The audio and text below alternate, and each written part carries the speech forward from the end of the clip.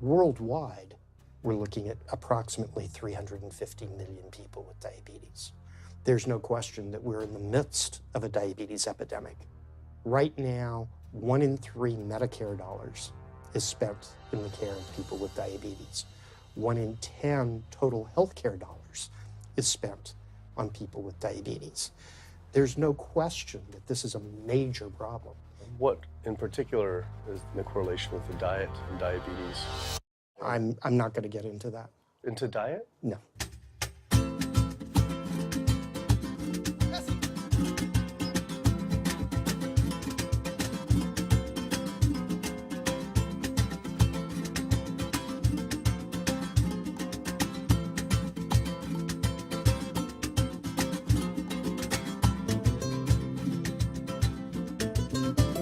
My name's Kip. I'm a filmmaker from San Francisco and I have a confession to make.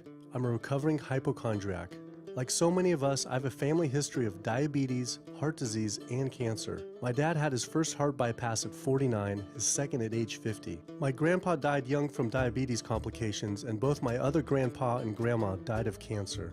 I was always paranoid that I would also get one of these diseases. Like any good hypochondriac, WebMD Symptoms Checker was essentially my browser's homepage. Even in my teens, I took Metamucil every day and a daily aspirin. I read all the latest self-diagnosis books. I ate every multivitamin I could get my hands on, and I was obsessed with bodily functions. I followed all the large health organizations' recommendations for preventing disease. I exercise regularly, don't smoke, don't drink soda, get enough sleep, reduce stress, and grew up eating what I thought was a healthy diet. Until... World Health Organization this morning has classified processed meat such as bacon and sausage as carcinogenic, directly involved in causing cancer in humans. Processed meat is clearly linked to an increase in cancer. Hot dogs or bacon could be just as dangerous as smoking cigarettes. The World Health Organization had looked at over 800 studies from 10 different countries, finding a direct link to consuming processed meat and cancer. Just one serving of deli meats daily increases your risks of colorectal cancer by 18%. I had no idea that what we ate affected cancer rates, but I never felt like I had eaten a lot of processed meats until I realized that processed meat includes hot dogs, bacon, sausage, salami, ham, pepperoni, cold cuts, and deli slices, basically everything I grew up eating.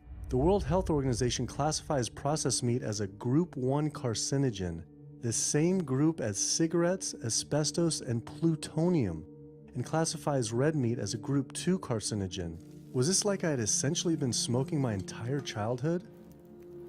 If processed meats are labeled the same as cigarettes, how is it even legal for kids to be eating this way? I thought this was new information, but many of these studies have been around for 50 years. I couldn't believe I'd been eating processed meats virtually my entire life and was just now finding out how dangerous they are. Why hadn't I been hearing about it from the American Cancer Society, the largest cancer group in the nation? When I went on their website, I was shocked to see that none of this information was featured on their homepage. But even more shocking, on their Eat Healthy page, they actually encouraged eating Group 1 carcinogenic foods like processed turkey and canned meats. This is after the World Health Organization reviewed over 800 studies definitively linking processed meat to cancer. Thank you for calling your American Cancer Society. My name is Sam. I'm a cancer information specialist. How may I help you today? Hi, I was calling because I was wondering why you all recommend people to eat processed meat on your website, which the World Health Organization has classified as a Group 1 carcinogen, which is in the same class as tobacco smoking, asbestos, and plutonium. This would be like a lung association having a how to roll your own cigarette section on their website. It's kind of the same thing. But let me just place you on a brief hold because He wasn't able to answer my questions and said someone would get back with me.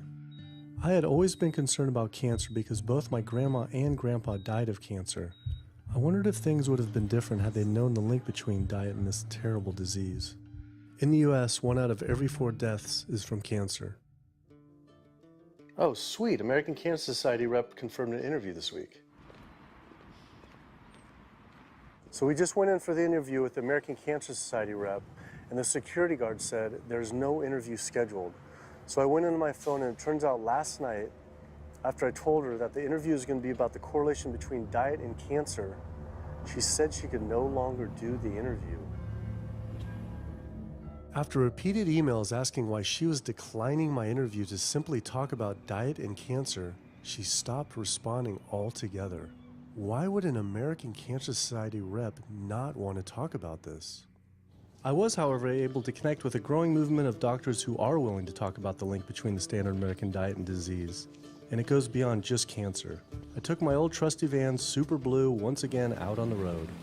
2/3 of adults are now overweight or obese, and we have an epidemic cascade of debilitating disease that's overcoming the country. There's no way we can sustain the current style of care with the epidemic that we're creating with our diet and lifestyle choices. The diabetes, the arthritis, the heart disease, the dementia, the obesity, the cancers are affecting about 70% of deaths. All the data is that those 70% of deaths and morbidity are largely lifestyle related and preventable. Most kids by age 10 in the U.S. already have fatty streaks in their arteries, the first stage of atherosclerosis leading to heart attacks, strokes. Here in American medicine, we operate from the disease model.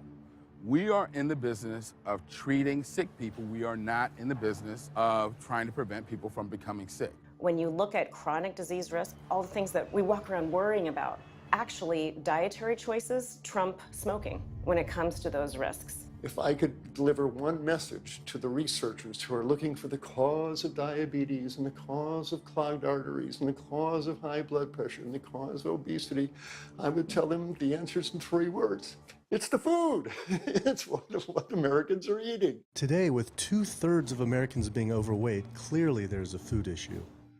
In the next 25 years, 1 out of every 3 Americans will have diabetes.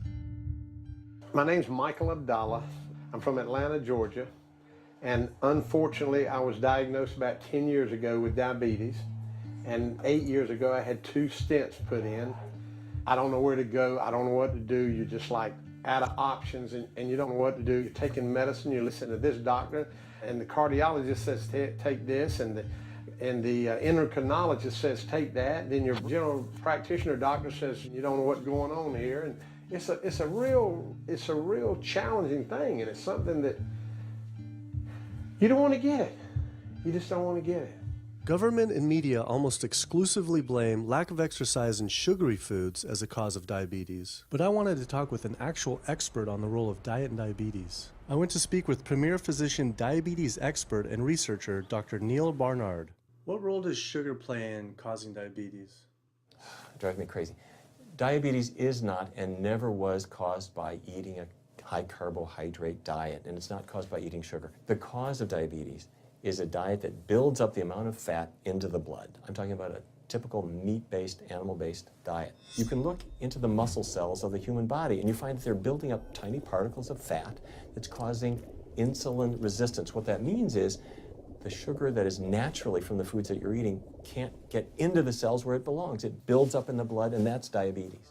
I had never heard that meat was associated with causing diabetes. We had always been told that sugar or obesity caused it. Renowned weight loss bariatric surgeon Dr. Garth Davis, though, agreed. Everyone thinks that you get diabetic because of carbs. They did a huge study in that EPIC study, 500,000 people. Carbs consumption was inversely related with diabetes. In other words, the more carbs someone ate, the less diabetes they had. But meat was strongly correlated. Get that aha moment. The starches, the carbs are good for you.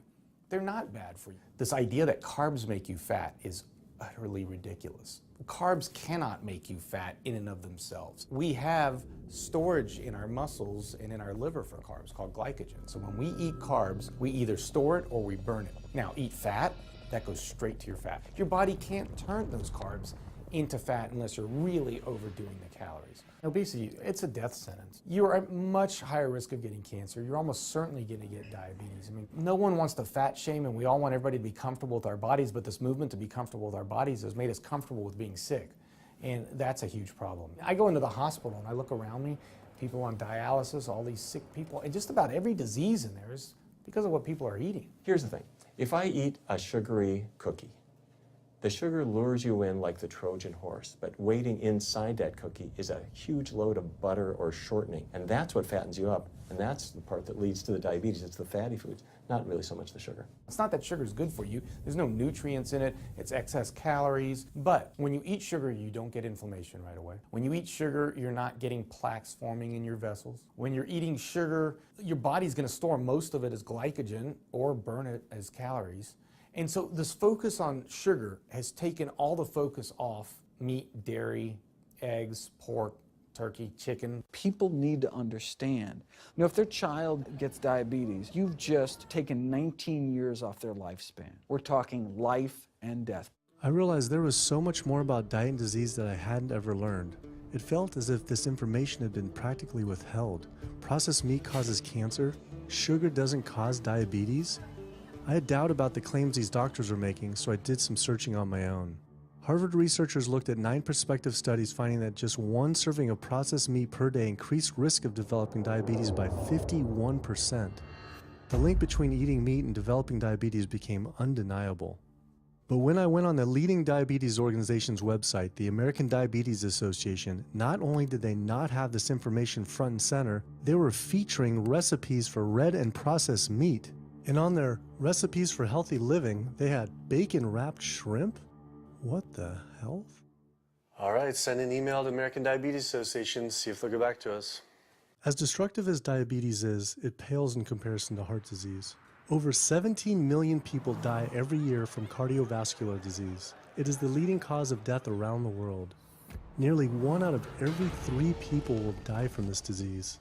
The amount of people who die from cardiovascular disease is the equivalent of 4 jumbo jets crashing every single hour, every single day, every single year. My name is Amy Vresnick, and I'm from Swampscott, Massachusetts, a little bit north of Boston. And I recently went to my doctor for asthma because I had a very hard time breathing. And while there, she did some blood work, and one of the tests was C-reactive protein, and on a scale there was a scale of 1 to 3, 1 being low for cardiac event, 3 being high for cardiac event, and my number was 10.82. What does that mean?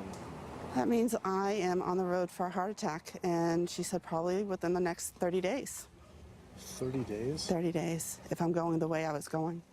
I take this for my heart arrhythmia, take this for pain, oxycodone for pain, and lorazepam for stress, cyclobenzaprine for a muscle relaxer, also take Topamax and Prozac, and I also use a CPAP machine to help me breathe, and my asthma has been so bad this past year, I use it during the day as well to get some air.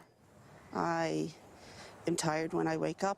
I'm tired during the day. I take a nap. I'm still tired. I can't breathe. And I know I need to make a change for my health, or else I'm not going to be here for my family. When we speak of heart disease, I would say the role of alcohol is pretty small. The role of sugar is very small too. Smoking is big, but the good news is that most people have quit or never did smoke. The problem with animal-based diet, its contribution to heart disease is huge and it is pervasive. All this expensive imaging, procedures, bypasses, medication, none of which has one solitary single thing to do with the causation of the illness. So you die of a completely benign, foodborne illness that never had its causation treated. When we eat these kind of dead meat bacteria toxins, within minutes, you get this burst of inflammation within your system such that you basically paralyze your arteries. You get this stiffening of the arteries, their inability to relax normally in half. So it's not like decades down the road eating unhealthy, there'll be some damage. No, we're talking damage right then and there within minutes of it going into our mouth. Many people are given the diagnosis of Alzheimer's disease when it's not true Alzheimer's at all. The vast majority of people suffer dementia due to their tiny blood vessels in their brain clogging up up and their nerve cells being shortchanged of oxygenated blood. And guess where that blood vessel dementia comes from? Those little tiny arteries are clogging up from that steady stream of fat, cholesterol, etc. It's really quite clear from the standpoint of cancer and the standpoint of cardiovascular disease that animal protein plays an enormous role. Is chicken better? It's a question of whether you want to be shot or hung. The flesh food that I would eliminate from the American diet would be poultry, would be turkey and chicken. A brilliant advertising campaign has convinced people that, oh, it's white meat, it's healthier. The leading source of sodium in the American diet for adult is chicken. It can be labeled all natural chicken, but be injected with this salt water, I think up to 800 milligrams of sodium. Heterocyclic amines are clear-cut carcinogens, and they can form in any kind of meat as it's heated, as it's cooked. But by far the biggest source is chicken. We sent researchers into fast food and family restaurants. Not only were there carcinogens in every single restaurant, but we found them in every single chicken sample that we took. If somebody brings their family in and they're buying a bucket of chicken, nobody tells them that there are carcinogens. If you're selling carcinogens to people, you've got to warn them that they're in there. But the American Cancer Society encourages people to switch from red and processed meat to chicken. Why would the American Cancer Society tell people to switch from eating one carcinogenic food to another when a Harvard University study showed that men with prostate cancer who eat large amounts of chicken increase their risk of the disease progressing 4 times? The #1 dietary source in America of cholesterol is chicken because of the volume of chicken. You know, chicken's become grilled chicken and organic chicken. It's machismo, but it has nearly as much cholesterol per gram as red beef. So just on sheer volume, it's the #1 source. Yeah, eggs being close behind. I'd never really thought about eggs much. I just thought of them as a standard part of a healthy diet. But then I found a study suggesting that eating just 1 egg a day can be as bad as smoking 5 cigarettes per day for life expectancy. The yolk of a hen's egg is the most concentrated glom of saturated fat and cholesterol. It is made to run a baby chicken for 21 days with no outside energy. It is pure fat and cholesterol. And when we put that into our bloodstream, it coats our red blood cells. Our blood gets thicker and more viscous. It changes our hormone levels. It raises our cholesterol levels. There's nothing healthy about eating the yolk of the egg. But I thought cholesterol and saturated fat wasn't an issue anymore. You know, these saturated fat studies that have come out trying to vindicate saturated fat, this is a campaign by the dairy industry, right? #1 source of saturated fat is dairy. It's not meat. 2008, the global dairy industry got together at a meeting and explicitly, read their agenda, was to neutralize the negative impact of milk fat by regulators and medical professionals, unquote. So what did? They funded studies. The main study that started the whole saturated fat media craze was funded by the National Dairy Council. The egg industry similarly funds studies that confuse consumers by making claims that eggs don't negatively affect heart function. That is, only when compared to eating a McDonald's sausage McMuffin? So what they're really saying is that eating eggs is just as bad as eating a McMuffin. When you eat foods like beef or steak or a processed meat, a hot dog, you're not just getting saturated fat. You're also getting other additional toxins that are in that food. There's heme iron, carcinogens, processing chemicals. This is all a lot more complicated than just looking at saturated fat. You know, the strategy is not on making their products any safer. The strategy is to just try to confuse the public, to introduce doubt. You know, there's a famous tobacco industry memo. It's called "Doubt is Our Product." That's all they had to do. They didn't have to convince Americans that smoking was healthy. They just had to introduce doubt. Then they would win. If there's just enough controversy, people kind of throw up their hands. I don't know what to eat. Confusion is their game. I really don't think people thought what they ate led to heart disease. They think, oh, it's genetic, my parents had it. And I don't think people really think that what they ate led to diabetes. I think, oh, my parents had it, I was going to get it. And certainly cancer, they don't think that way. People have bad lifestyles that they've inherited environmentally. They've been exposed to a certain way of eating and living that they've carried on into their adulthood, passed on to their children. That is why they go on to develop the same diseases that their parents and grandparents may have had before them. But it is not inevitable. Even if you have a genetic predisposition, doesn't mean it's going to necessarily manifest. And what determines whether it manifests or not may be those epigenetic variables, the things that you can control, the environmental factors, the dietary factors, the lifestyle factors. So we can actually change the expression of genes, tumor-suppressing genes, tumor-activating genes, by what we eat, what we put into our body. So, you know, even if you've been dealt a bad genetic deck, you can still reshuffle it with diet. I had always thought that I would develop heart disease at a young age because both my dad and grandpa had heart attacks.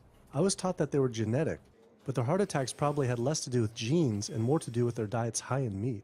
That's why when I went on the American Heart Association's Heart Healthy Recipes page, I could not believe they had an entire section on beef recipes. This was just like the American Cancer Society encouraging eating Group 1 carcinogens on their site. Meatloaf, pork loin, steak on your recipe list? Are you kidding me? It's like this menu is trying to give people heart attacks. Your website, and we noticed Heart Healthy Recipes, and we were kind of bewildered by why there's a bunch of recipes on, a whole section on beef recipes, and there's also a section on egg recipes when there's such a strong link between beef, red meat, and heart disease. I honestly don't know because I don't do that, I guess. That's not what I do. Another organization rep that wasn't able to answer my questions, but he said that he'd have someone get in touch shortly. I was, however, able to talk to the president of the American College of Cardiology, Dr. Kim Williams.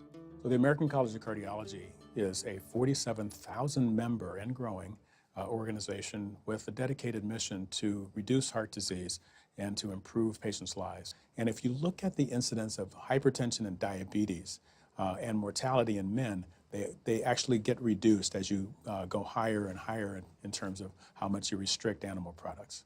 What about fish?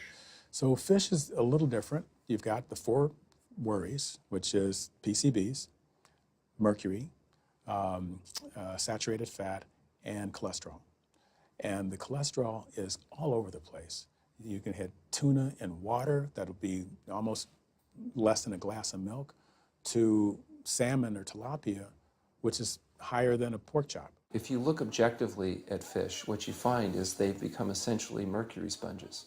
And that's why in many parts of the country they warn you, don't have more than so many of these fish a week because it's getting too much mercury can kill you. Fish are eaten by bigger fish who are eaten by bigger fish, and these pesticides and herbicides bioaccumulate in the fish flesh. And these big fish, including the salmon, which people think is the healthiest fish, truth is the amount of pesticides and herbicides in the flesh of these fish are shocking, and they have estrogenic and cancer-promoting properties in them. They'll say, well, but don't sardines have less concentration of toxic waste product than other ones? Something being less toxic doesn't make it healthy. It just makes it less toxic. Farmed fish is by no means healthier. All the antibiotics that these animals have to be fed, similar to chickens and turkeys kept in confinement. These fish get infections. They get fungal infections, they get bacterial infections. You've got to feed them antifungals, antibiotics, and these substances accumulate in the fish flesh as well. I always knew that pollution was bad for our health, but I had never thought about the environmental pollutants affecting food. Dioxins, being the most toxic man-made chemicals known to science, cause all sorts of things. They cause endometriosis, they cause cancers, they cause endocrine disruption problems. Most of your exposure, 93% of it, comes from eating meat and dairy products because it climbs up in the food chain so effectively. So you can get exposed living near these incinerators and breathing it, but it'll take you 14 years to breathe in as much dioxin as a cow will ingest by eating the grass in one day. And that dioxin will accumulate in its fat, which includes the milk and the meat, and anyone eating meat or dairy products is going to get that dose of dioxin, so it climbs up the food chain every step. Men have no way in their bodies to get rid of dioxins, but women have 2 ways. They're both involving having a baby. One is that dioxin crosses the placenta into the growing infant, and the other is that it comes out from the breast milk. So if you have a meat and dairy consuming mother breastfeeding that infant, then the highest impacts of toxic exposure like mercury and dioxins will go to that infant. Pregnant women are told, oh, certain types of fish should be avoided. But what about all these other animal products which are introducing, imagine as the fetus is developing, introducing these very harmful toxins which create reproductive abnormalities, developmental problems, and hormonal issues right as the child is developing, the most critical stage of development. It does make you worry when people say, don't you want to have a little bit of milk because you're pregnant? Don't you want to have some fish because you're pregnant? Who do you think is going to get the chemicals that are in that? All these environmental toxins and toxins from the feed that they're being fed accumulate in their tissues and are released into the mother and unfortunately to the child when you eat these products when you're pregnant. So this includes antibiotics, hormones, steroids in animal feed. Commercial animals are largely fed GMO corn and soy, which are very laden in pesticides. PCBs have been banned since the 70s, but they persist in the environment. Dioxins, all of these compounds can create hormonal, reproductive, developmental damage as well. Eating organic beef, poultry, pork, or fish will not help you avoid contaminants like mercury, like dioxins, like strontium-90, because they fall out over all sorts of farm fields and water bodies, and they don't skip over the organic fields. And so really the contaminants are coming in regardless of how these animals are raised.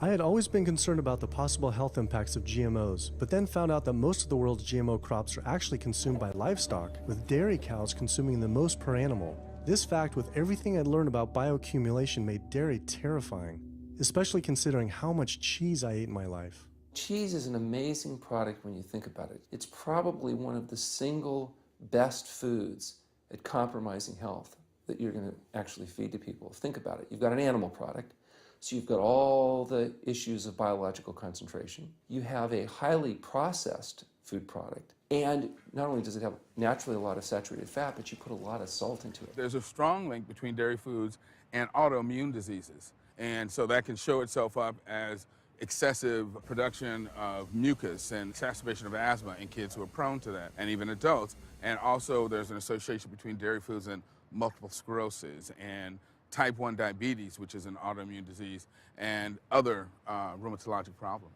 Cow's milk is baby calf growth fluid.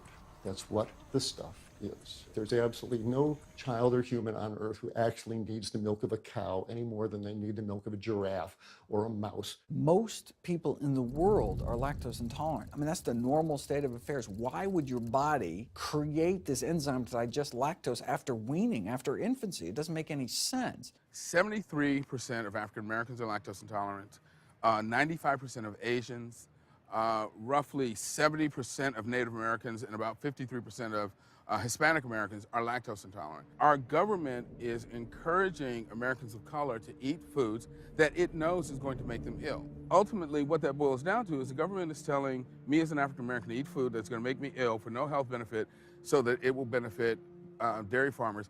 That's a form of institutionalized racism. Yeah, milk is a risky food for human consumption. As a pediatrician, I see on a daily basis children suffering from conditions that are linked or associated to dairy consumption, such as eczema, acne, constipation, acid reflux, iron deficiency, anemia. Cow's milk protein is the most allergenic food. People say, well, no, I want hormone-free, not injected with bovine growth hormone. But milk is this hormonal fluid, so it's just packed with sex hormones and natural sex steroid hormones like estrogen, progesterone. In fact, doesn't matter if it's conventional milk, doesn't matter if it's organic milk. Milk without hormones, it's an oxymoron. Organic dairy has just as much saturated fat and cholesterol and galactose and all the things that you don't want as conventional dairy. Dairy products in general have a lot of other products associated with it, not the least of which is pus. I mean, they actually have laws limiting how much pus you can actually have in a milk and still sell it. I believe it's like 750,000 pus cells per cc. Because, I mean, you wouldn't want too much pus and it'd be like pure pus. People might object. In fact, you could think of cheese as kind of coagulated cow pus, if you would. But I was always told that we need milk for strong bones.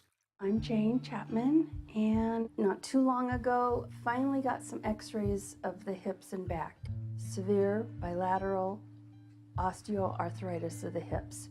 And actually, I'm scheduled for 2 hip replacements. That's bone on bone. It's the grinding of the joints. My stability is scary. I hold on to the walls if I'm at home. I've been told to use a walker. I'm only 61. This is not how you're supposed to live when you're this old. I have a really hard time believing that that's all that's left. Researchers have studied bone development in kids and whether they get stress fractures and that kind of thing. And the kids who drink the most milk have 0 protection. Milk does not build strong bones. Harvard researchers have looked at a large group of older women. Over an 18-year period, the milk drinkers had 0 protection from fractures. So this old notion that somehow milk is going to build strong bones or protect your bones later in life, it's a myth. People that drink milk have higher rates of hip fractures, have more cancer, and live shorter lives. It turns out that countries with the highest dairy consumption also have the highest rates of osteoporosis, so clearly drinking more milk doesn't protect your bones. Doing more research, I found that dairy was linked to many different types of cancer as well. Just like many of us, I thought that the majority of cancer was due to genes, but only 5 to 10% of cancer is actually genetic. Any cancer is caused by a DNA mutation, but that's not enough. So that can cause that first cancer cell, but one cancer cell never killed anyone. 2 cancer cells never killed anyone. But 1 billion cancer cells, now we're running into problems. So we need to reduce the growth factors in our body, like IGF-1. Insulin-like growth factor 1 is this cancer-promoting growth hormone involved in every stage of cancer cell growth and spread and metastases. Any animal protein boosts the level of IGF-1. Dairy products increases your risk for various forms of cancer, especially those related to your hormones. So breast cancer, prostate cancer, ovarian cancer. So this is not a product, even in its most pure state, you want to be consuming because it does come with risk. I found out that dairy can increase a man's chance of getting prostate cancer by 34%. And for women who've had breast cancer, just 1 serving of whole dairy a day can increase their chance of dying from the disease 49%, and dying from anything 64%. Why weren't breast cancer sites like Susan G. Komen warning everyone about this? For calling Susan G. Komen, this is Jocelyn. How may I help you? Okay, so we're wondering why you don't have a huge warning about the dangers of consuming dairy on your website when there's a direct link to breast cancer. There was a study published in the Journal of the National Cancer Institute that found out women consuming dairy who has had breast cancer increases their risk of dying of breast cancer 49%. I was wondering why it's not on your website. We cannot answer these types of questions. Once again, another health organization rep saying someone else would have to answer my question. Rather than risk being stood up again, I went straight to the local Susan G. Komen chapter to see if they would answer my questions.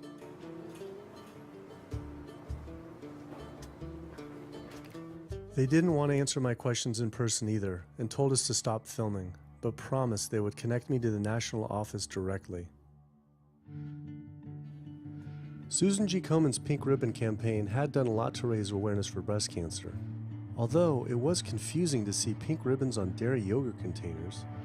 Breast cancer can be prevented with a healthy diet and lifestyle, but we're not. We're talking about pink ribbons and putting all the money into research for the cure. I, for one, know that I would want my daughter, my mother, me, I want to focus on not getting to that point, and that's where I would like to see more energy and effort put.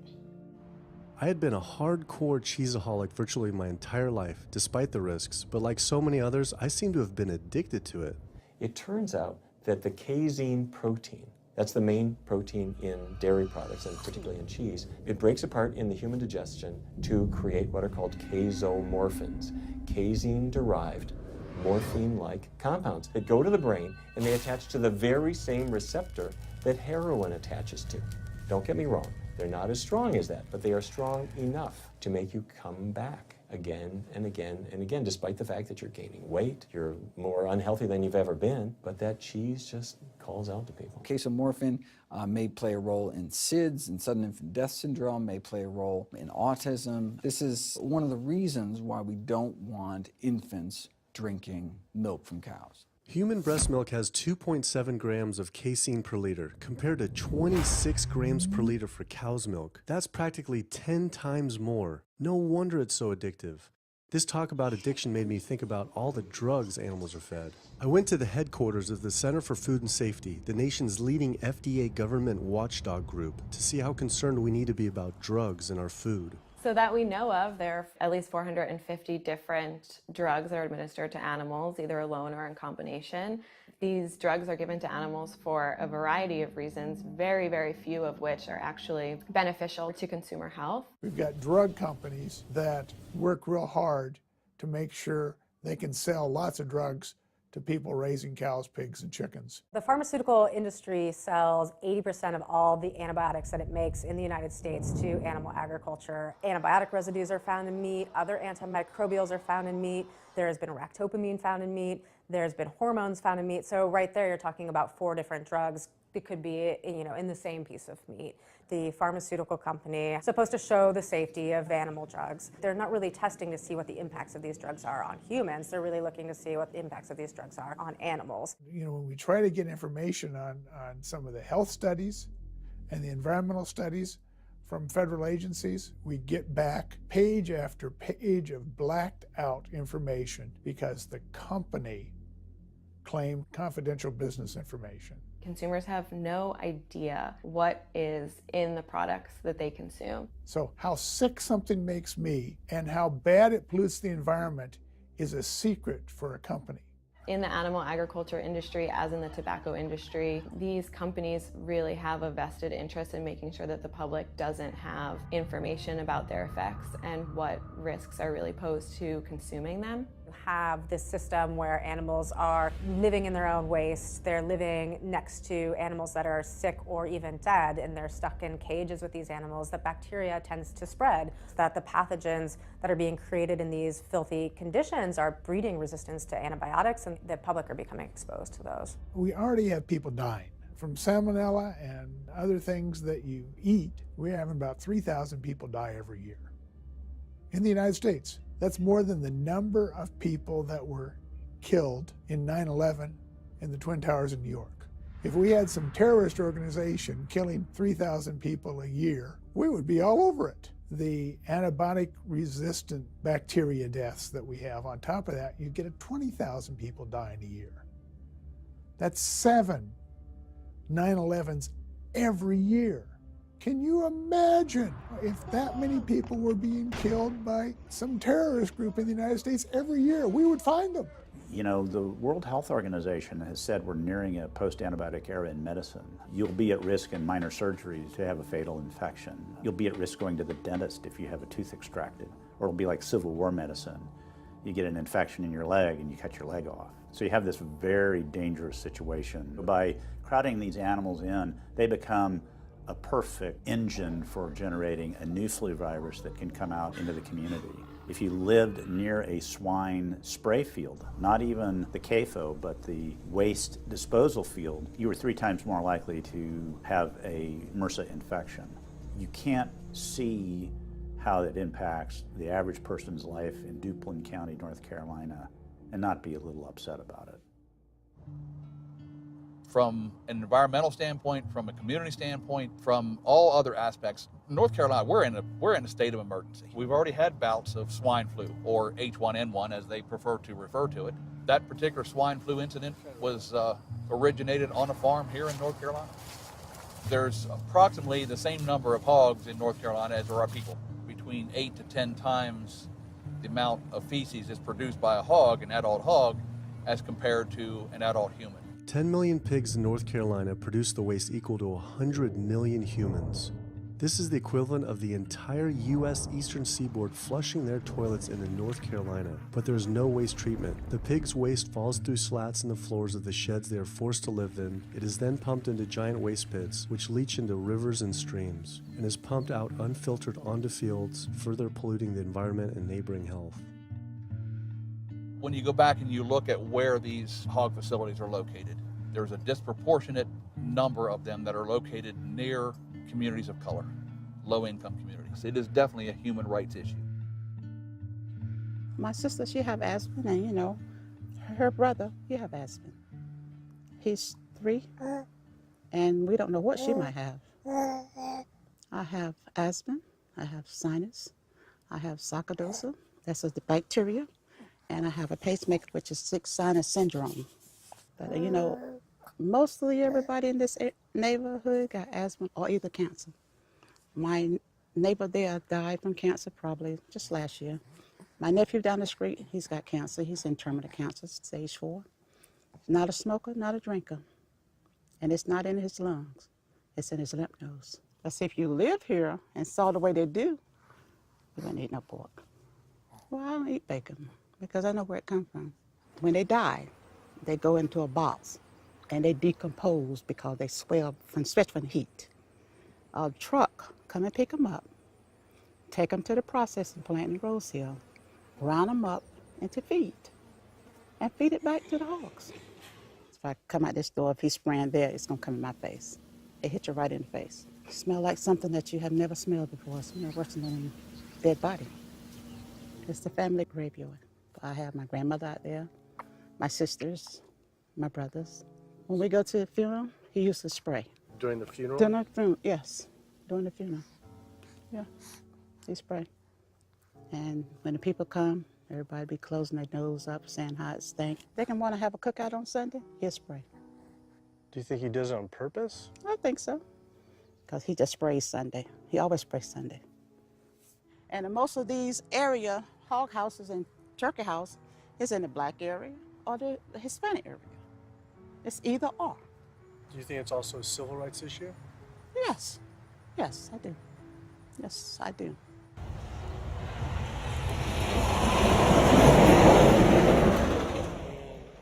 There have been times in the past that I have gotten ready on the Sunday, gotten ready to go to church and come out, and the smell was so strong that I had to go back and regroup because it got in my clothes and I just couldn't go to church smelling like hogs, you know. I just couldn't do it. So I don't think the government cares. They care more about cooperation than do people, individuals. And they're going to keep on. They're going to put more chickens in this state. This is the feast season. You're in capital of the world right here in North Carolina. My state. Look, there's a blue line stream right here come into my property almost, and the Contentney Creek right here. I've seen that blue line stream now filled with feces and urine from that hog pen, and they can say, well, we feed the world. They're not interested in feeding the world. They're interested in making money. You take the money away from them, they'll let the folks starve. Because if you want to feed the world, you can feed the world with more corn, using corn and wheat and stuff like that, and you can meat. Meat is a luxury item. When we're doing things that hurt other people, we're wrong. But a lot of good people will sit there and eat bacon knowing that it's causing someone else to be very unhappy. I woke up the next morning to find the Burden River had experienced another massive fish kill from the pollution running off hog farms. Tens of thousands of fish were washing up on shore. All this talk about health, I realized that I was only focused on personal health. But health started to mean so much more to me. It was about health of my family and our communities. I couldn't under good conscience support an industry that I knew was harming others. Pollution from animal agriculture isn't just an issue in North Carolina, though. Raising animals for food produces more greenhouse gases than the entire transportation sector. It is a leading cause of rainforest destruction, species extinction, ocean dead zones, and freshwater consumption.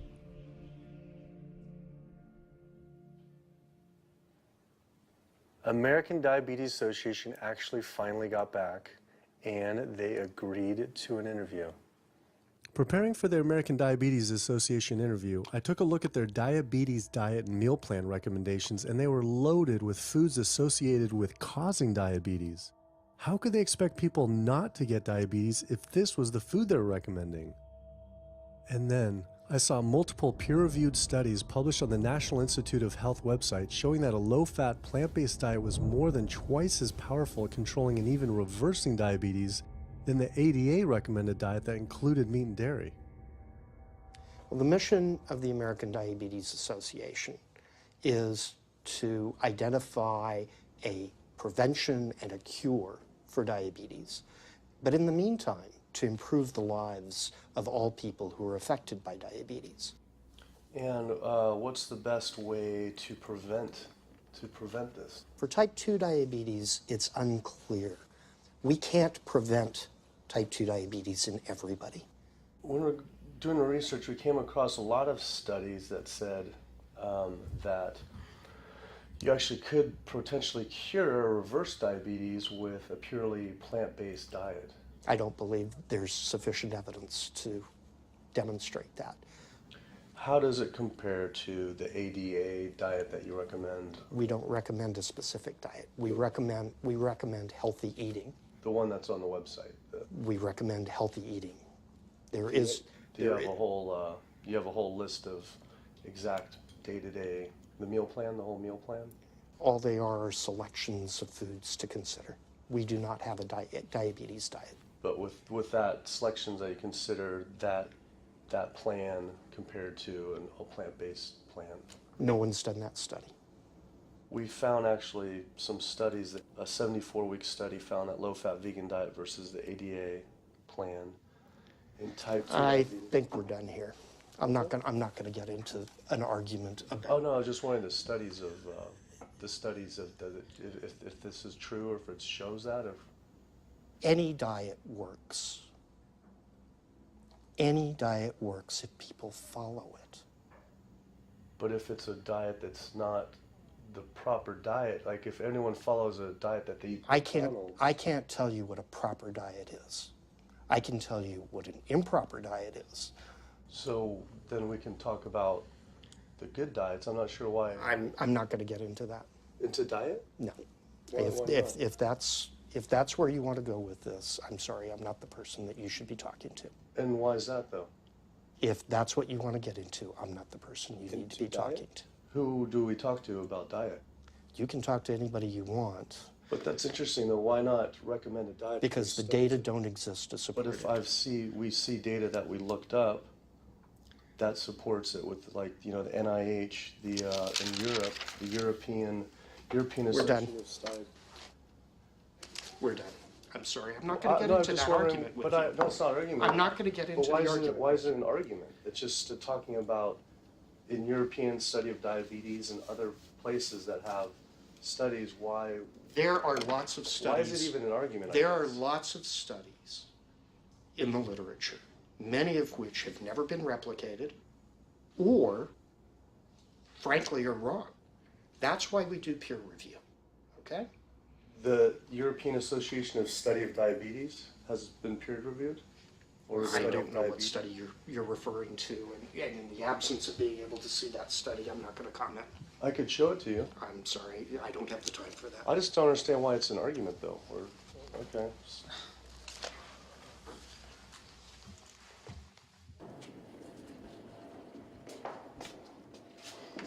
That was interesting.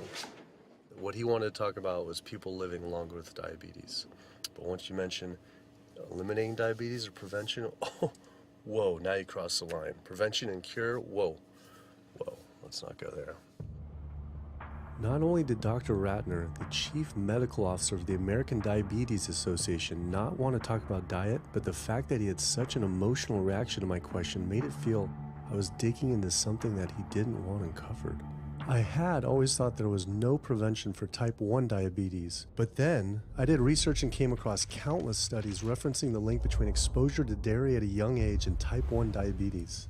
I mean, this is a food made for baby cows. Cow milk protein gets into the bloodstream, and the body says, hey, this isn't supposed to be in the bloodstream. It makes antibodies to the cow milk protein, which then attack the pancreas and destroy the pancreas. How is this possible that ADA wouldn't have this forefront on their website? Why wouldn't they be warning all parents about this, even if there were only a slight chance? Why were they recommending people to actually eat these foods linked to diabetes? It seemed all of the large health organizations were encouraging people to eat the very foods linked to the diseases they're supposed to be fighting against. American Heart Association promoting beef, American Cancer Society promoting processed meat, pink ribbons on dairy products, and bacon-wrapped shrimp on American Diabetes Association. And then it all came together. What if?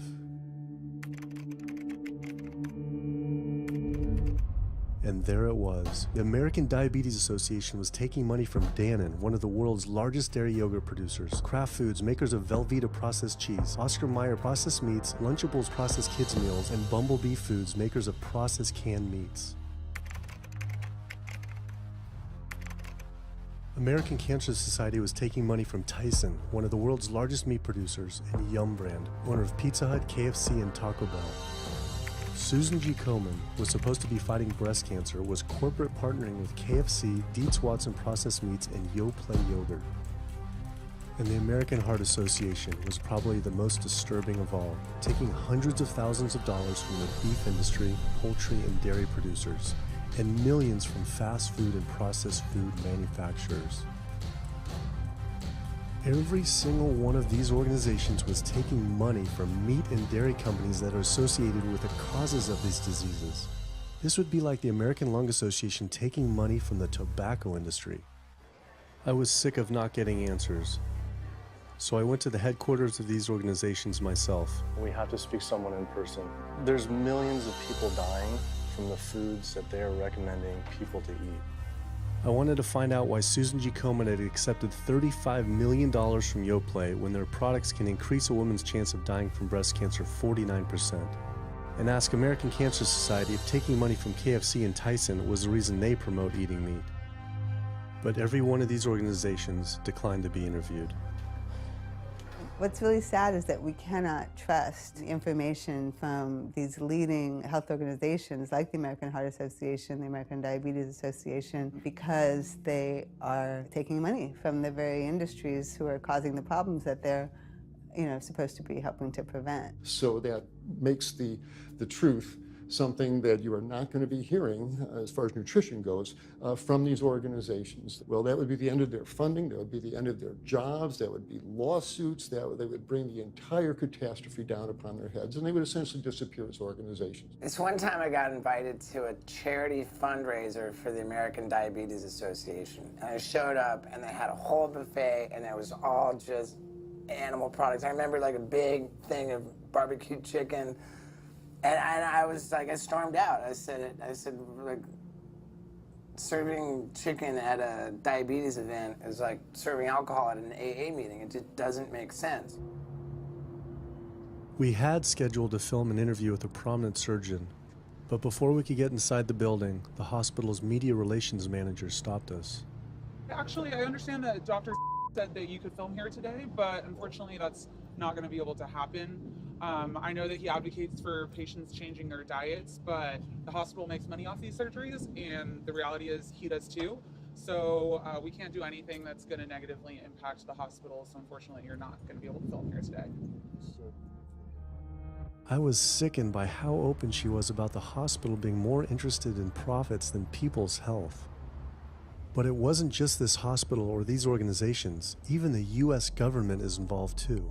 Every 5 years, the U.S. Department of Agriculture creates dietary guidelines for Americans. The committee who writes these guidelines has been made up of individuals who have received money from McDonald's, the National Dairy Council, the American Meat Institute, the National Dairy Board, the National Livestock and Meat Board, the American Egg Board, Dannon, candy and sugar companies, Coca-Cola, and Anheuser, just to name a few, which means we are getting our dietary recommendations from the very industries that are killing us. And when the USDA, makes a pyramid or a power plate every 5 years for the American public, they're going to guarantee that on that plate are going to be foods which, when consumed, will result in millions of Americans perishing.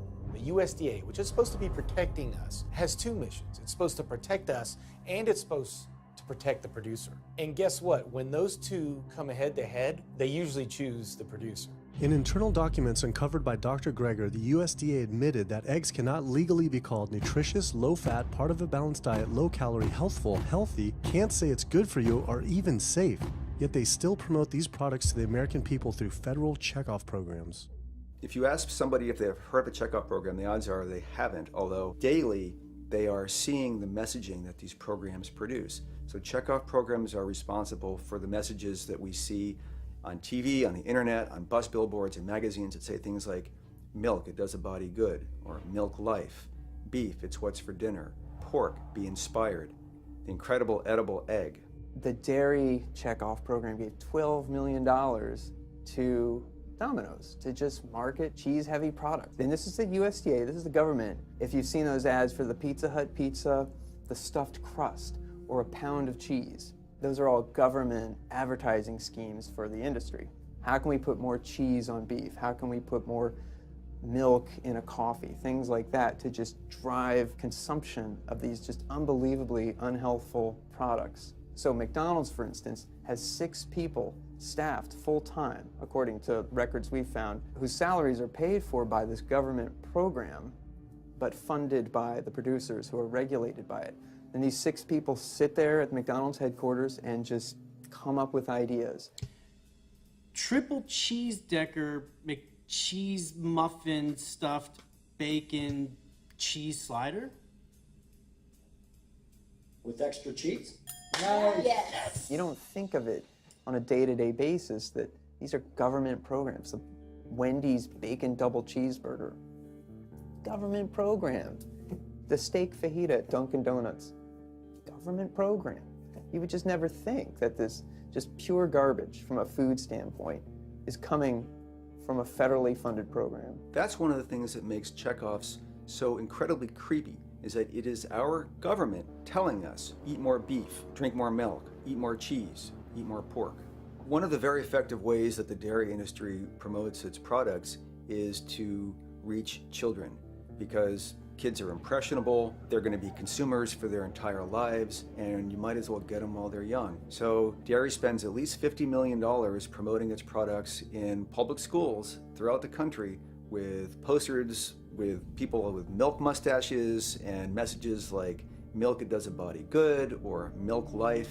Targeting young people, right? The tobacco industry had to keep replacing their customers who are dying with new customers. The meat industry knows they have to target young people. That's why we have these foods in schools and marketing messages at a younger and younger age for kids to get hooked on all the wrong kinds of foods. So there's all kinds of parallels. School districts where processed meats are all over the place. Maybe it's going to be bacon on the menu, sausage, hot dogs, or pepperoni pizza. Any of those things are processed meats, and those are pretty much the worst of the worst with a direct link to colon cancer. And yet you have every day in the schools meal items with processed meats. If the Surgeon General puts warning labels on tobacco because of their cancer risk, why aren't the same warning labels on meat? Based on the publicly available data, we know they spend at least $557 million promoting their goods through checkoff programs. We know that they spend at least $138 million lobbying Congress. We expect that they spend a good deal more than that in figures that simply aren't publicly disclosed. The industry's lobbying power is so strong that they can create laws and push through legislation that doesn't benefit Americans in any way, such as ag-gag laws that criminalize whistleblowing or photographing abuses by this industry. Activists in the U.S. can be charged as terrorists for disrupting the profits of any business that uses animals under the Animal Enterprise Terrorism Act, to the even more ridiculous ones like cheeseburger laws.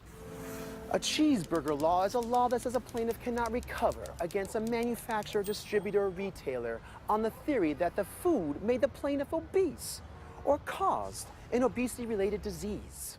Cheeseburger laws are a direct response to a problem that the tobacco industry has had. Big Tobacco has paid $400 billion to state Medicaid programs. Cheeseburger laws proponents say, we don't want to see the same kind of thing happen to the meat and dairy industries.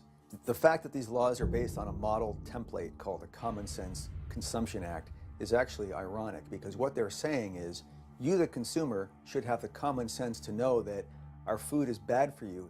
I've often typified the meat industry to people who maybe don't understand its power and reach, as it's got all the money of big tobacco and big pharma, and it has the personality of the National Rifle Association. So any little thing that comes up, man, they beat it to death. Robert Martin wasn't exaggerating. When the profits of the egg industry were threatened by egg alternative company Hampton Creek Foods, extremely disturbing emails were uncovered by Ryan Shapiro and Jeffrey Light. We uncovered documents demonstrating the American Egg Board considers Hampton Creek, quote, a crisis and major threat to the future of the American egg industry. The American Egg Board considers a successful egg replacer company to be such a threat that they joke on their government email addresses about murdering the CEO. In internal government emails with the heads of the egg industry, they suggest having the CEO of Hampton Creek, Josh Tetrick, murdered, including a menacing email from the executive director of the American Egg Board.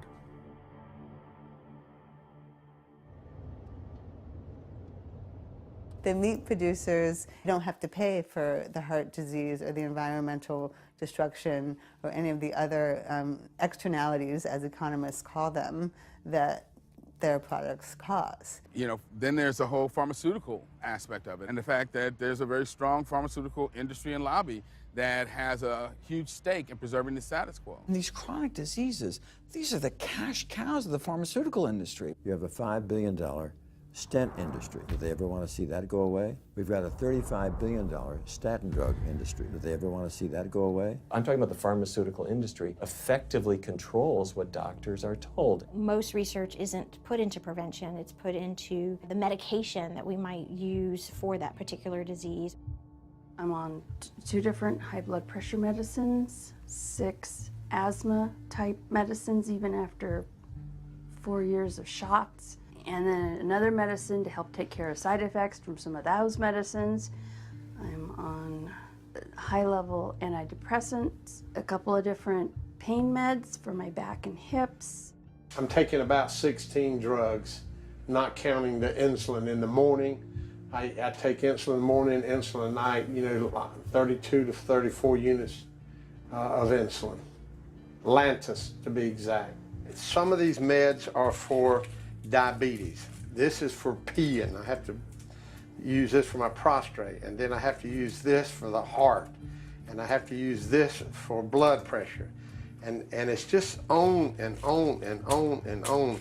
The doctors are telling me this is what I've got to do for my whole life, and it's frustrating, and it's very stressful, and I don't know how long my liver's going to last taking all this stuff. Under conventional medical treatment, whether it be for autoimmune disease or even conditions like high blood pressure or diabetes, you're told that you have to take drugs. And not just for a week or a month or a year. You're told you have to take drugs forever. You're guaranteed that if you follow your doctor's advice, you'll be sick forever. You'll never get well. That's the guarantee. Because the strategies are all about manipulating the symptoms, not dealing with the underlying cause. You come in with that diagnosis, you get a bunch of pills that have nothing to do with the disease causation, or you get these procedures that have nothing to do with disease causation. It's a deception to say this pill will help you unclog your arteries, this one will save you from a stroke. No, it doesn't. The people who take the statins, etc., they still get their heart attacks, they still get their strokes. This does not reverse disease. This does not make plaques smaller. This is a fraud of massive proportions. In the U.S., treating chronic disease such as heart disease, cancer, and diabetes is a $1.5 trillion industry. That's the GDP equivalent of the 10th richest country in the world. I went back and dug deeper into the health organization's funding, and there it was again. These organizations were accepting millions of dollars from pharmaceutical companies that are making billions of dollars from the very same diseases these health groups are supposedly trying to end. It seemed like a major conflict of interest, unless ending these diseases isn't really the goal. The pharmaceutical industry spends more money on lobbying than any other single industry. Just like animal agriculture, they are so powerful they write their own laws that have had activists in prison to silence them. Government's in bed with anyone that gives them the most money, which is the pharmaceutical industry, which is the animal ag industries. Like, they are pumping the government full of money and resources, and in return the government's giving them what they want: subsidies, imprisoning activists that go against them. And I think it's quite telling that these industries are working so hard and spending so much money to criminalize people for simply taking a picture, for simply recording what's going on inside of these facilities and making it known to the public. They're behind walls, they're underground, they're in these secret facilities that no one knows about. But if they did, they would be shocked and outraged. And I think people would not want to think that their pharmaceuticals, that their food are coming from these places. And that's why I think the ag laws are what they are, is because they are trying to silence people into not speaking out and not showing the truth. I finally realized how deep the collusion truly is between government and these industries, and how dangerous it could be to expose them. These concerns intensified after meeting the USDA whistleblower who revealed mad cow disease in the U.S. meat supply. USDA operates like the military. So when I got on TV and that, right away USDA sent out memos to all the veterinarians and food inspectors. If anybody from the media ever contacts you, do not talk to them. Refer them to Washington, D.C., and we will talk to them. So right away, shut up everybody. American public should be very concerned about this, what's going on with USDA. Here in the United States, we have at least 4 cases of mad cow disease, but I'm almost positive there's more cases than that, but the government isn't looking for it. So what you're saying is that there could be already mad cow disease in humans. Right, and I think a lot of it was misdiagnosed. With the Alzheimer's or dementia, it takes several years, you see the progression, but to make it easier, these doctors just sign off on it as dementia or Alzheimer's without actually taking a biopsy of the brain to see if it's that, or is it actually a prion disease like Creutzfeldt-Jakob disease or mad cow disease. Do you think it's safe to eat meat? I personally don't think it's safe to eat it because of the fact how the line speeds are increasing, and also our inspectors are not well trained enough. At the present time, the line speed now is going about 220 cows an hour. That gives you about somewhere around 4 cows per minute, so that's 15 seconds per cow. These dangerous slaughter speeds means that animal waste ends up everywhere. Testing shows 88% of pork chops are contaminated with fecal bacteria, 90% of ground beef, and 95% of chicken breast sample contain animal waste bacteria. There is nothing clean about eating this way. But it just isn't waste, it's also pus-filled infections. You can see there's a bump or some kind of abscess underneath the hide.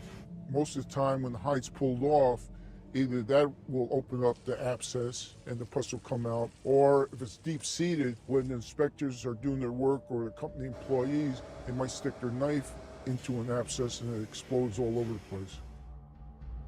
I had heard enough. I was utterly disgusted by the corruption, the greed, the disease, and the abuse I was learning about. The very animals we were killing us and the planet. But so many people eat meat and dairy every day of their lives, and we are so concerned about getting enough protein. Do we have to eat meat to get complete protein? Oh my God. You want me to jump off this building, don't you? No. Well, first of all protein is made by plants. I'll state that again for the record. All protein is initially made by plants, all of it. And it is not necessary to eat animal tissue in order to get protein. Only plants have the ability to actually take nitrogen from the air, break those molecules apart, and incorporate that nitrogen into amino acids and then make protein. Any protein you get from an animal is simply recycled plant protein. If you ate a diet that was calorically adequate, and even things like brown rice and broccoli, and you got enough of it, you'd get enough both quantity and quality of protein. 2,000 calories of brown rice and broccoli is going to be about 80 grams of protein a day, including the essential amino acids that you need in order to maintain optimum health. I mean, grains are loaded with protein. Beans are loaded with protein. Vegetables are loaded with protein. You really want to get your protein from plants because plant proteins have a much more beneficial effect on our physiology. The funny thing about protein is most Americans get about twice the amount they need. Most Americans get less than half the amount of fiber they need. But the conversation tends to always be about protein. So in my mind, it's just this magical marketing campaign that protein has taken on over the decades. The question is not where do you get your protein, it's where do you get your fiber? I have never in my professional career seen a protein deficiency. I've never seen someone come in eating normal amounts of calories and they're protein deficient. You just don't see that. So human milk has the lowest protein content ever in any species ever tested. I mean, that's the fluid that's been designed by evolution over millions of years. And that's just like the perfect food for human babies, right? Perfect food, lowest protein content any other mammal. And so it gives a sense of kind of protein requirements for anything. So look, then rat milk, ape milk, donkey milk, any milk has ever been tested. You hear this a lot in bodybuilders. They're like, well, I need, chicken, or I need fish to be, to be strong, to build muscle tissue. That is utter nonsense. The largest, strongest terrestrial animals on the planet are all herbivores. The biggest, strongest animals are all herbivores. When we bring in people and they're on meaty diets and we transition them to a plant-based diet, we always track what they're eating. Their vitamin intake goes up. Their nutrition overall goes up, dramatically better. And these same people might worry in advance, will I get the nutrition that I need on a plant-based diet? The fact is, you're not getting the nutrition you need on a meat-based diet, and you're going to get dramatically better nutrition on a plant-based diet. For an average-sized guy like myself, I need about 56 grams of protein a day. That's optimum. Probably I really need 30 to 40 grams a day. Diets that are really high in these protein create diabetes, create heart disease, create cancer, create the diseases that I'm treating on a daily basis. But this is the opposite of what all the high-protein diet fads say. The food you eat determines the bacteria that live in your gut. Well, you eat animal flesh every day. You are summoning up bacteria that eat carnitine, and those bacteria will turn that carnitine into a molecule called trimethylamine. Your liver then turns that into trimethylamine oxide. That's a molecule from hell. That molecule drives cholesterol into the artery walls, and the people who are consuming this flesh-based diet are contributing to plaque building up. They may lose weight on this diet, and that's good, but what's happening inside your arteries, paleo friends? What's happening is that plaque is building up, and these are the folks who drop dead at the gym at 39. Boy, he was lean and he looked really good. But where is that cholesterol going? It's going into your artery walls. So I believe these paleo folks are setting themselves up for an epidemic of clogged arteries, colon cancers, autoimmune diseases. This is not a healthy diet. We are not carnivorous apes. Humans' closest living relatives are chimps, who get 97% of their calories from plants and the remaining 3% mostly from insects. Comparing the anatomy of true omnivores like bears, who eat both meat and plants, to frugivores like primates who eat almost exclusively plants, the differences are pretty clear. Frugivore teeth have flat molars for chewing plants, where omnivore teeth are serrated for stabbing and tearing flesh. Frugivore jaws can move forward and back and side to side. Omnivore jaws cannot. Omnivores have much stronger stomach acid for digesting meat compared to less acidic stomach acid of frugivores. The intestines of frugivores is 9 times their body length compared to 3 times for omnivores. This is because meat will putrefy in the gut unless it is moved through quickly. If humans were indeed true omnivores, we would need to change our physiology and appearance quite a lot. But we fit every requirement of a frugivore. We may behave like omnivores, but anatomically, we're frugivores. Human beings, unlike bears and raccoons, and to some extent dogs, don't have that mixed anatomy and physiology that you see in the true omnivores, and thus we are not true omnivores. In humans, the canines have become really small and rounded and actually function like accessory incisors. They're utterly useless for ripping and tearing anything other than an envelope. So the idea that the mere presence of the canine somehow means that we're supposed to eat meat is silly. He was right. I always thought my canines were for meat, but what kind of animal could I actually kill and eat raw with these tiny teeth? The thought alone was disgusting. I mean, everybody loves a smoothie made with fruit and even some vegetables, but if you think about putting a fish or a piece of beef in a blender and grinding it up, the thought is absolutely repulsive.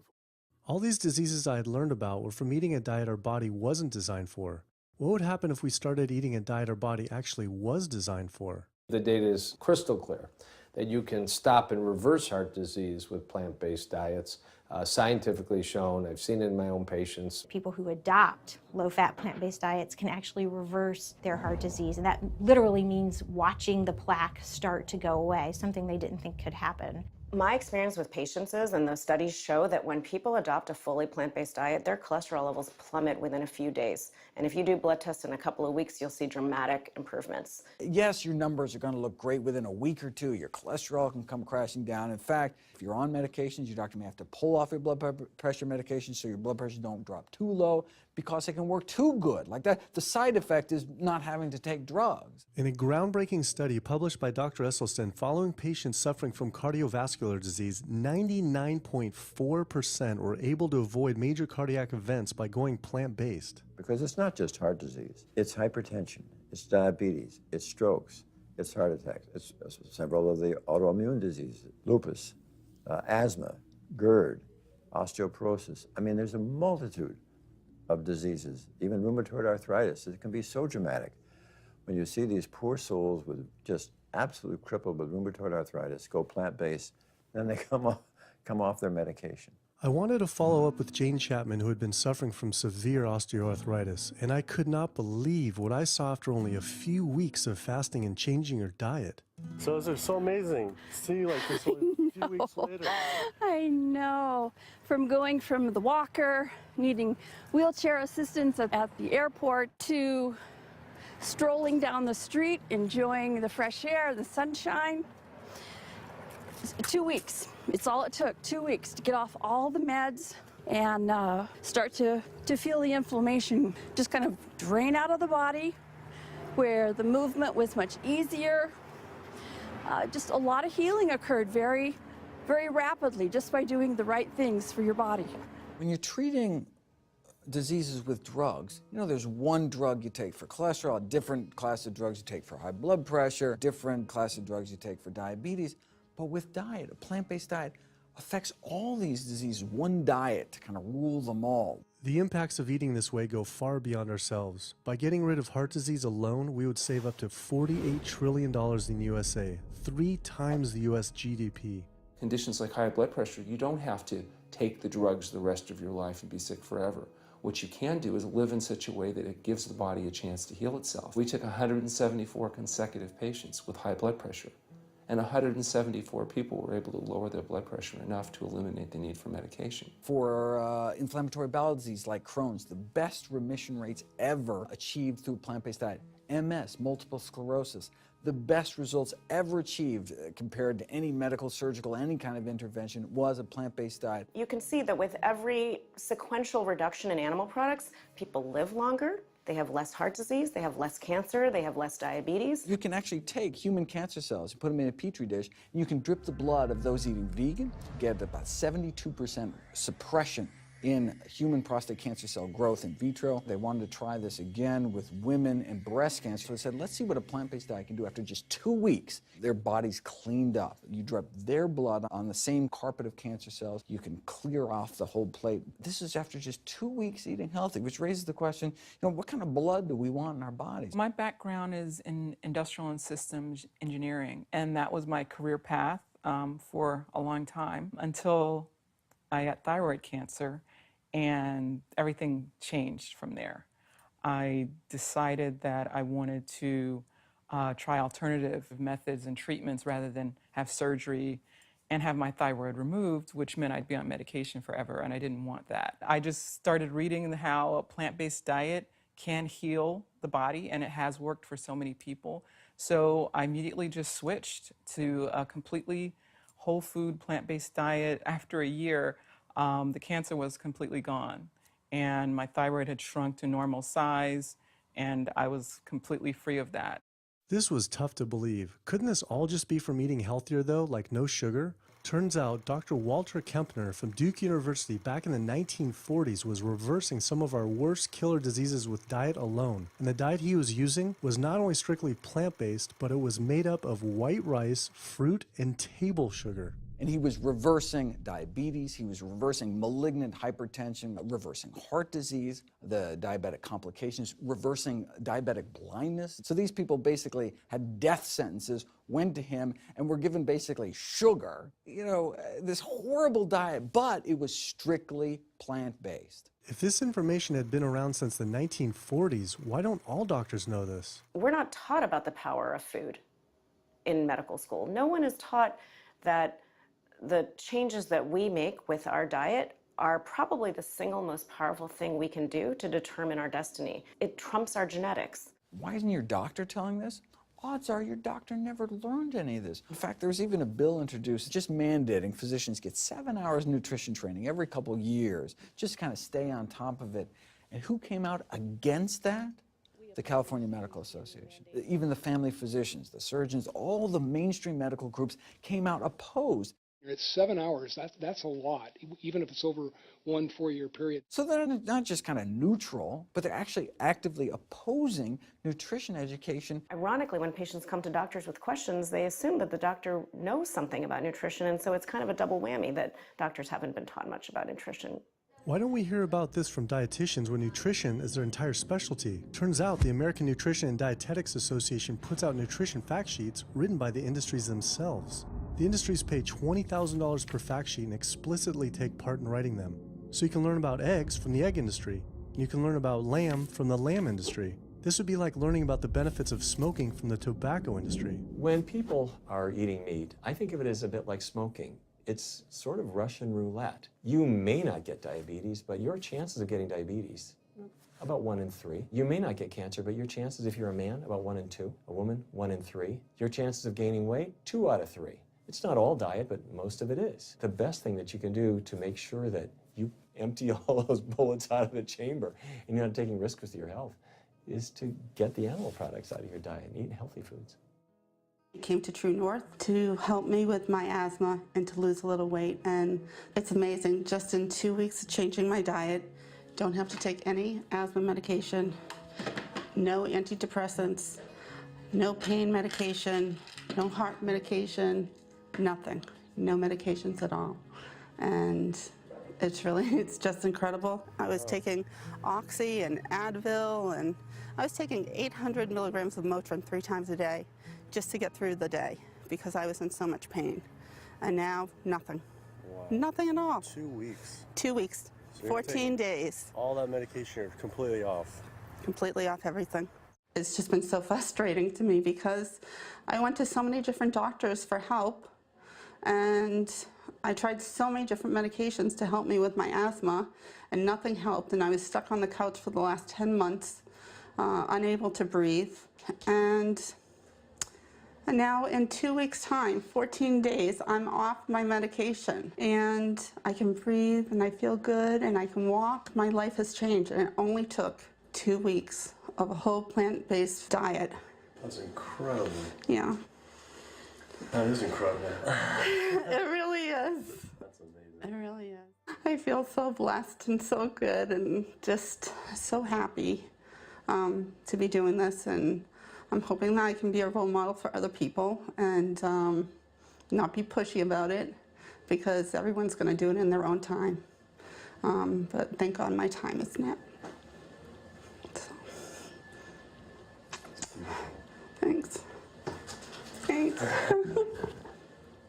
As powerful as Amy's story was, I knew for some, eating 100% plant-based would still seem extreme. I think there's this sense that everything's okay in moderation, right? But we haven't seen that moderation works. There really isn't a study that shows that by eating meat and eggs in moderation, you can actually turn your heart disease around and get better. But I know people who've given up meat and they felt sick. Yeah, it's unlikely that anybody's symptoms are caused by a dead, decaying flesh deficiency.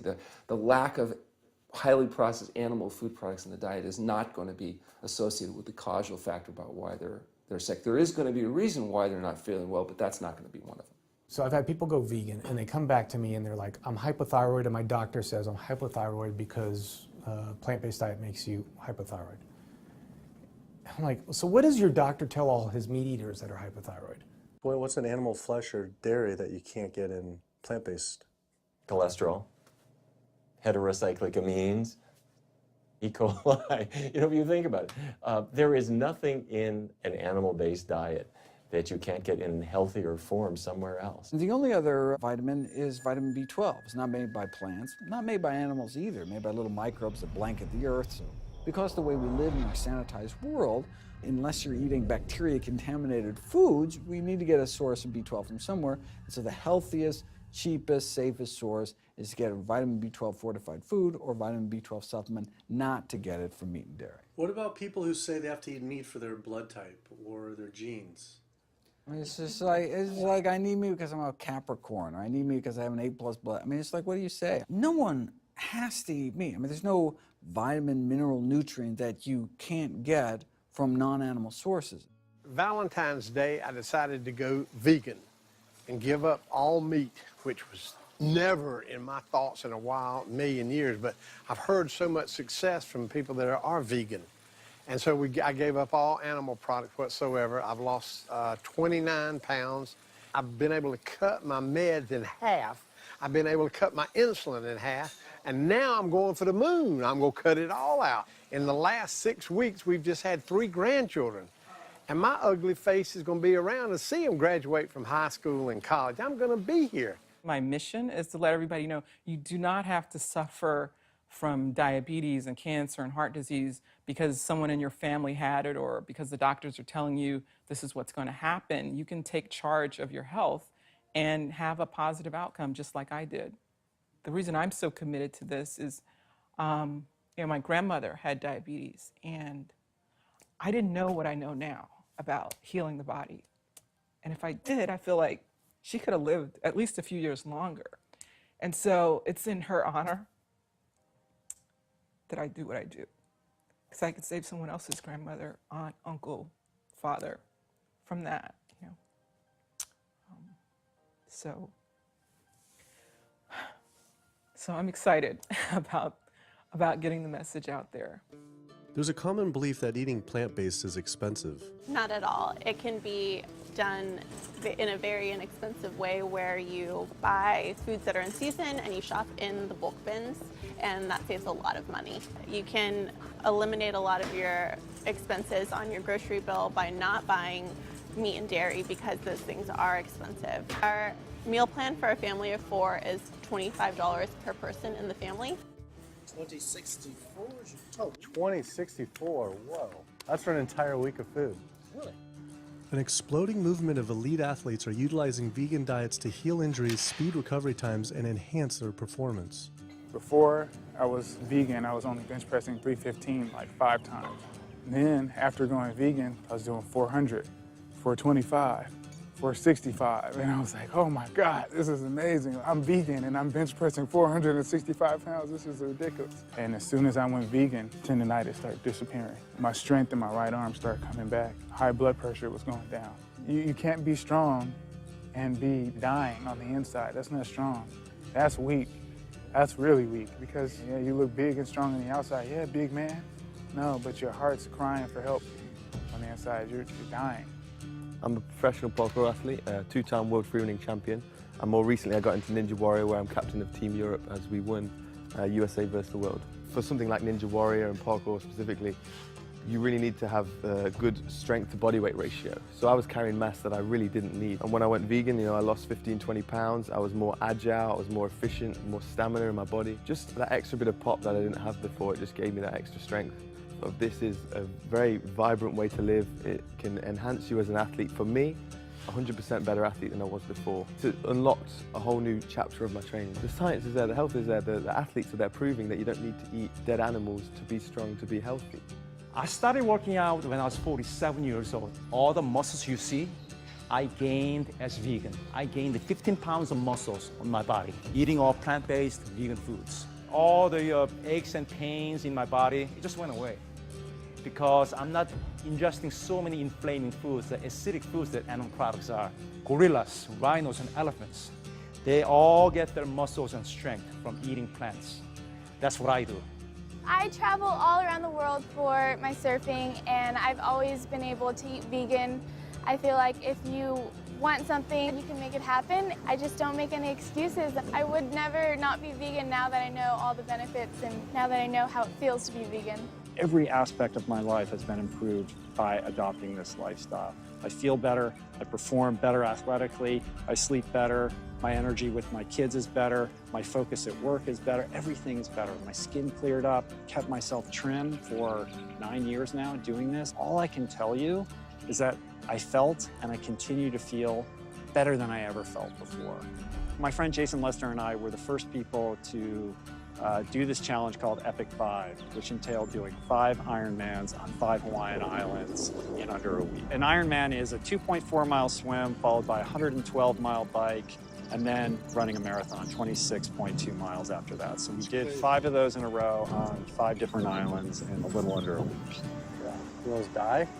Yeah. Where'd Did you you get die? So I guess the famous question, where did you get your protein in there? From plants. Like so many people, I was looking for excuses not to change my diet. But once I finally did, I felt liberated. Within days, I could feel the blood running through my veins with a new vitality. Within weeks, I felt a transformation throughout my entire body and mind. Not only could I survive on a purely plant-based vegan diet, I could thrive. I felt amazing. I competed in my first marathon in 6 years, training half the amount and beat my personal record by 23 minutes. Less than a month later, I did my first full Ironman. Although I could possibly get away with eating a little bit of meat and dairy without ill effects to my personal health, I could no longer willingly support an industry I knew was causing so much suffering to communities, families, and all life on the planet. A whole new world opened up. I felt whole again, connected to a greater sense of what true health is, and where true health doesn't end with me, but begins with us. If people adopted a plant-based diet, the changes we would see in our individual health, in our national health situation, and in this physical environmental world we live in would be so profound. I mean, today, you can say, I'm not going to eat that stuff anymore. It's the one thing that I can do myself personally to make a difference. It will give you a greater sense of well-being and happiness when you know that, one, you're not destroying your health every time you sit down to eat, you're not promoting cruelty, and you're not damaging the earth. I don't want my gains to be at the detriment of the planet of other things. And yet, I'm not weaker, I'm stronger. That's the beauty of it. When you're altruistic, when you make choices for the greater good of others, it comes around, benefits me as well. It benefits us all. Studies show that we can not only survive, but we can thrive. I just feel this is a great way to live, not harming other beings when we can be healthy and happier. I love it. It's a great life. I never thought that I could feel this good at this age, and I just want everybody to feel this way. I feel like a 20-year-old. I'm almost 50. Nothing tastes as good as healthy feels, basically. And so the choices that we make every single day, day in and day out, around our food, has the capacity to bring us true health and optimal wellness, not just individually, but collectively, as a species and for our planet. We're not going to live forever, but while we are alive, we can live well. And for me as a doctor, that's what I want to see. Where there's a will, there is a way. And I believe that.